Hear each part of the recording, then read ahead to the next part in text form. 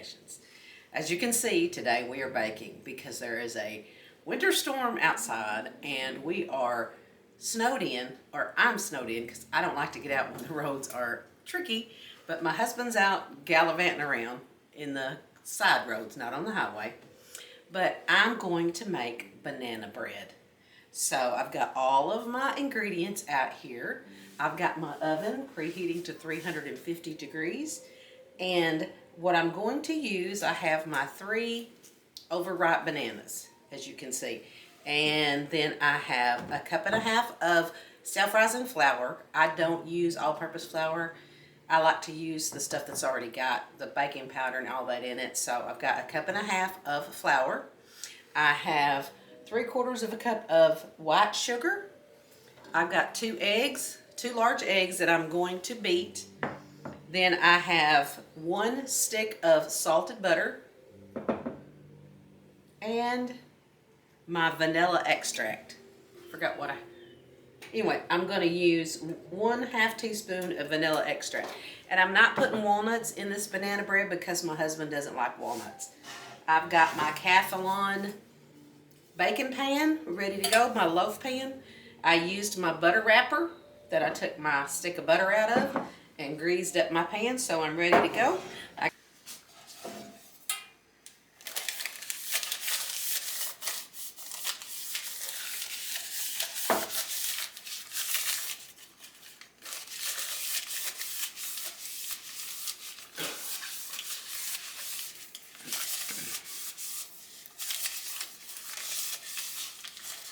Got my tools. So the first thing we're going to do, we're going to let this continue to soften and come to room temperature. I've had it out for a while.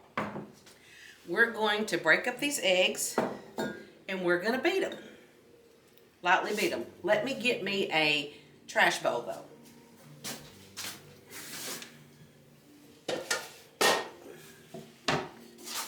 I like to have a trash bowl close by so that I don't have to run back and forth to the trash can. So, I hope everybody had a very good Christmas holiday and is doing well. But here we go. We're going to crack these eggs. Here we go. That in the trash bowl. I know most of the country is getting impacted by this winter storm, but I don't think we're going to have as much snow as they thought we were going to have. Okay, so now I'm going to go wash this egg off of my hands and I'll be right back. I always wash my hands whenever I'm messing with eggs and I get it on my hands because that's not safe. Okay, so we're going to whisk these eggs.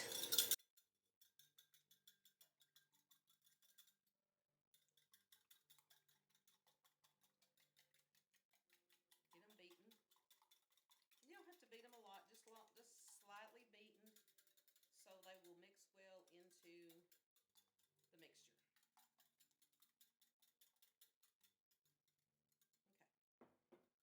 so there we go. Okay, so now I have got me a bowl that I'm going to peel and mash my bananas. As you can see, they're very ripe.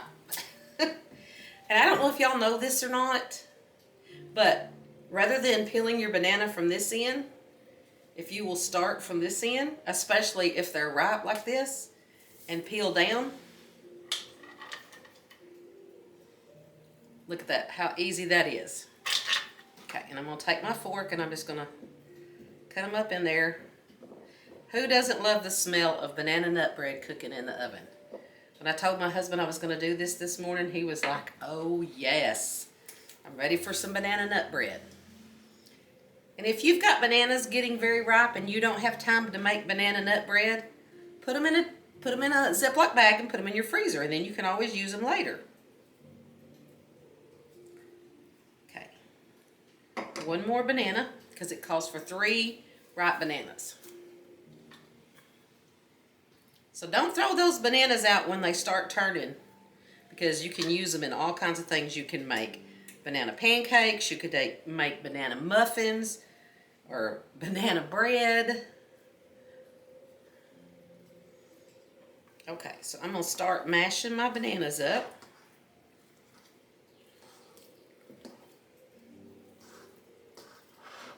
thinking I probably should have gotten a bigger bowl, but I'm going to make this work. Because with freezing temperatures right now, which the actual feels like temperature is like 9 below zero.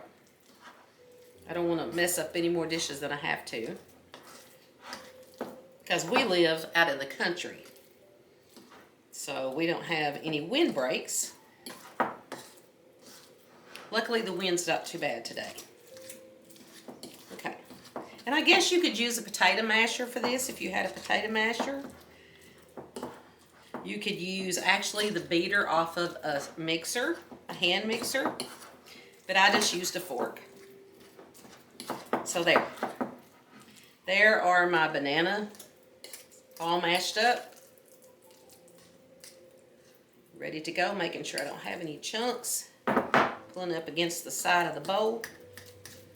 And when I mix this in with my dry ingredients, it'll mix a little bit more.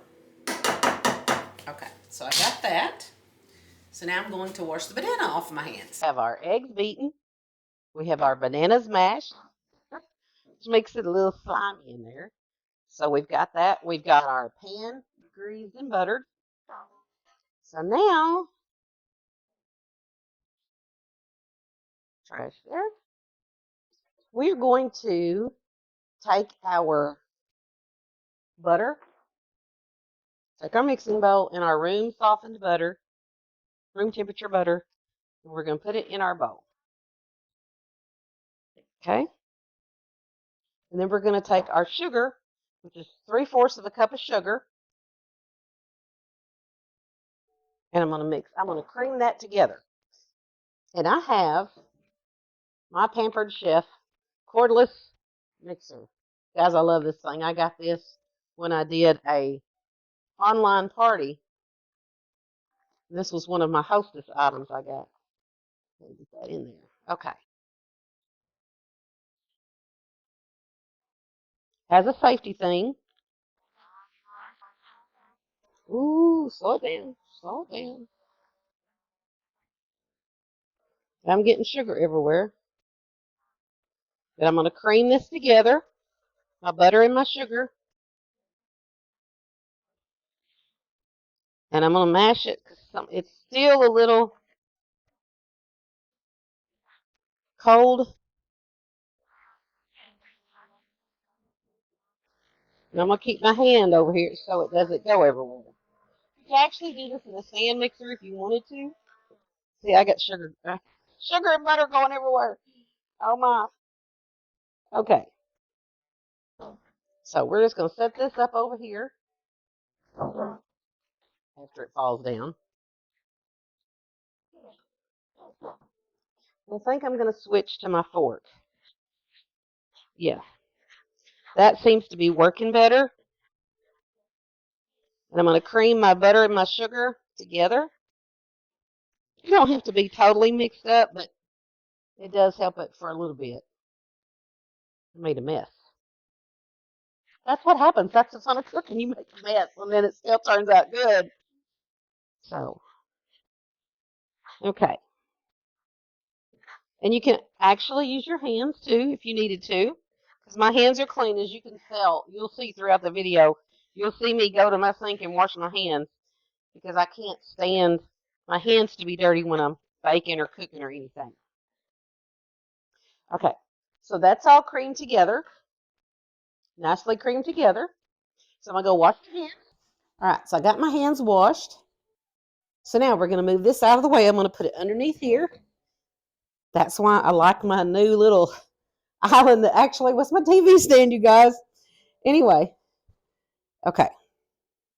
So I got my flour all mixed together. Let's see. And I'm going to add to this my 1/2 teaspoon of vanilla extract. And if you saw on my channel, there is actually a video of how to make homemade vanilla extract. And I made it and gave it to my neighbors for Christmas, and they absolutely loved it. So there's my 1/2 teaspoon.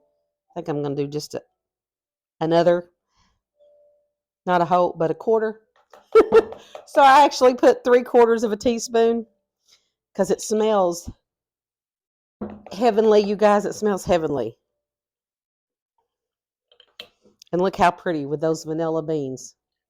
Out of a thrifted jar that I got at a flea market. Okay, so there's that. So now I'm going to put my bananas.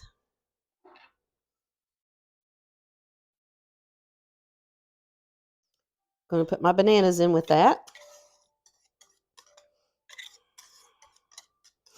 And kind of cream that together. Just mix it all together. It smells heavenly in here already.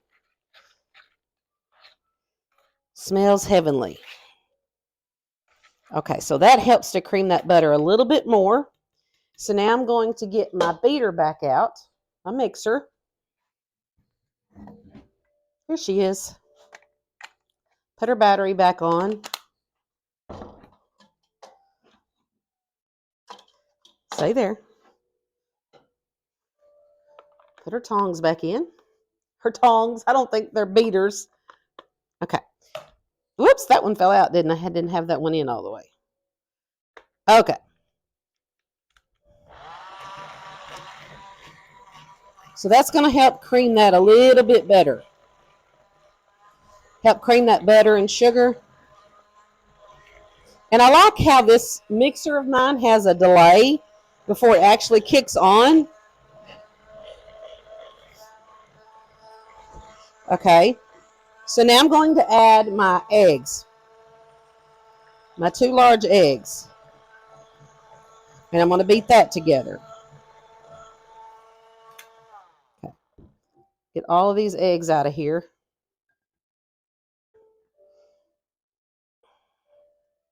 All these egg yolks. And if I don't know if any of you guys know, or if all of you guys know, I live in Northeast Arkansas, but I don't live in the hills of Arkansas. I live in the flatlands of Arkansas. But every once in a while, we travel up around Hardy and Ravenden, and I have a friend that I follow here on YouTube, Whippoorwill Whippoorwill Holler. Anyway, she lives up in the hills of Arkansas, her and her husband, and she has her channel, so you might want to go over and check her out. She has a lot of cooking recipes. She actually works in the lunchroom. So I'll put a link to her channel down in my description box. Now, I'm going to take these out because I'm not going to use the mixer again, so I'm going to put it down here out of the way. Put them over in my trash bowl. So now I have my 1.5 cups of flour. And I'm just going to add it a little bit at a time, about half, and I'm going to mix it in.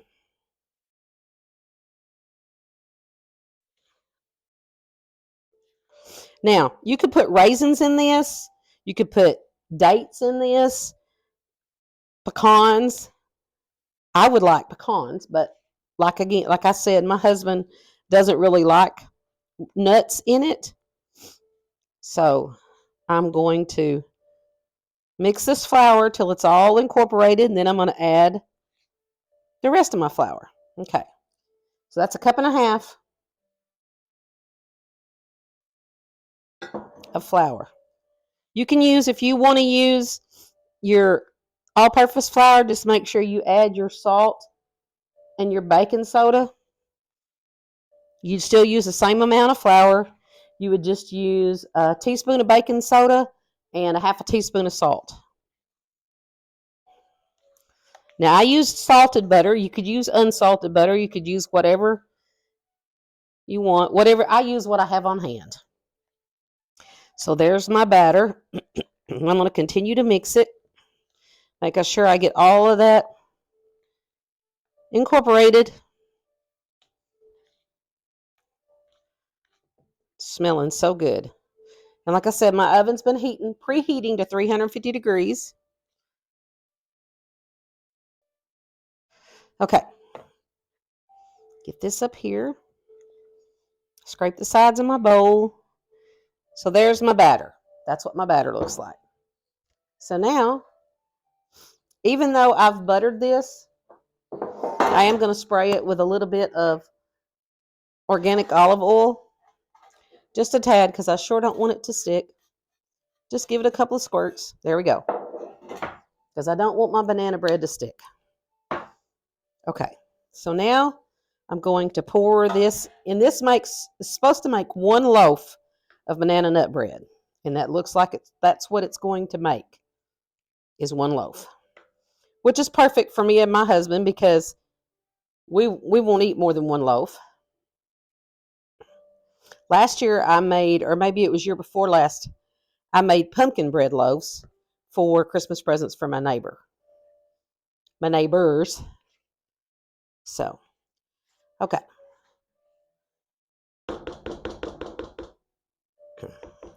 All right, so there is my loaf pan. I got a little bit on the side, so I'm going to wipe that off.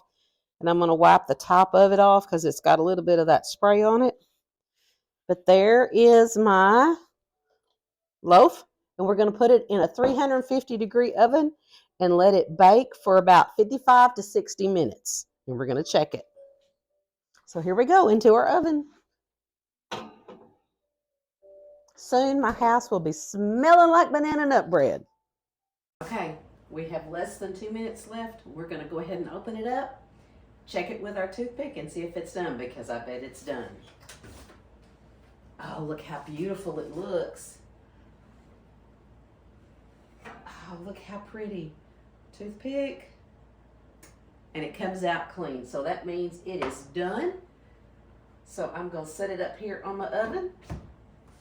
And I'm going to close my oven door. And then I'm going to take it and put it on a cooling rack and let it cool. Cancel my oven because it's done. And my timer. So, let me show you this beautiful banana nut bread. Isn't it gorgeous? Perfectly done. So now I'm going to let it sit there for about 5 minutes, and then I'll put it on a cooling rack to cool completely. Okay, I can't find my cooling rack, so we are going to take this out. It should be ready to turn over, to fall out. Oh yes. It's beautiful. And we're going to turn it onto this wooden board. And there she is. Our beautiful banana nut bread. Isn't she pretty?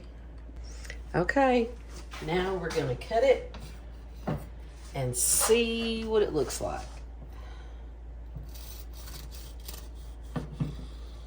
Oh, it's beautiful.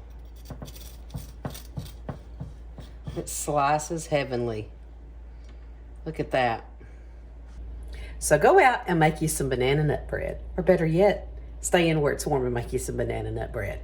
And thank you so much for watching my video and staying until the end and seeing the finished product. I hope that you enjoyed the video. If you did, give it a big thumbs up, like, comment, and share. And I will put the list of the ingredients and the instructions in the description box, along with the link for my friend's YouTube channel. Go by and say hello to Miss Lori. And thank you so much for watching. And remember what I always say, make sure you take time to go out and make those memories with the ones you love. God bless you. See you in the next video.